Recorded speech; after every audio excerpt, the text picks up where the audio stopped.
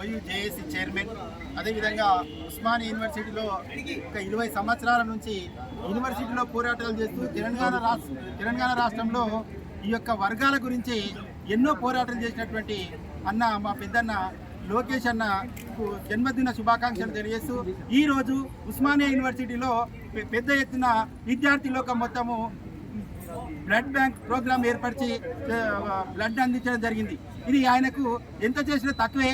అదేవిధంగా ఈరోజు ఉద్యమాలు చేస్తూ కాంగ్రెస్ పార్టీ బలోపేతానికి ఈ రాష్ట్ర వ్యాప్తంగా బట్టి విక్రమార్క పాదయాత్రలో మినిమం 1000 కిలోమీటర్లు తిరిగి ఈ రాష్ట్రంలో కాంగ్రెస్ పార్టీ అధికారం రావడానికి ప్రధాన పాత్ర పోషించడంలో కీలక పాత్ర పోషించిన లోకేష్ యాదవ్ అన్న.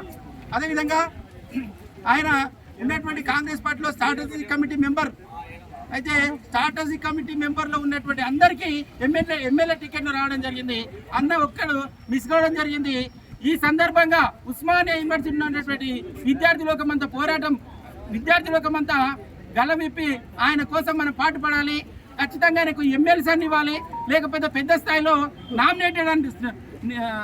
నామినేటెడ్ పోస్ట్ అని ఇవ్వాలి. ఖచ్చితంగా మేము కోరుకుంటున్నాం. ఖచ్చితంగా ఇది అయ్యేంత వరకు మేము ఉస్మానియా సిటీలో ఆయన కోసం తప్పిస్తూనే ఉంటాం. ఉస్మానియా సిటీలో సమస్యలు పోవాలంటే లోకేష్ అన్న యొక్క నాయకత్వం కావాలి. ఆయన నిస్వార్థ నాయకుడు.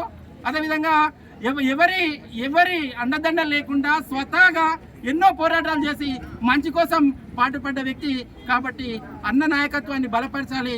ఇలా కాంగ్రెస్ పార్టీని పరిగణలోకి తీసుకొని ఆయనకు ఎమ్మెల్సీ పదవి ఇస్తారని ఆశిస్తూ ముగిస్తున్నాను. జై లోకేష్ అన్న, హ్యాపీ బర్త్డే. లోకేష్ అన్న గారి నాయకత్వం.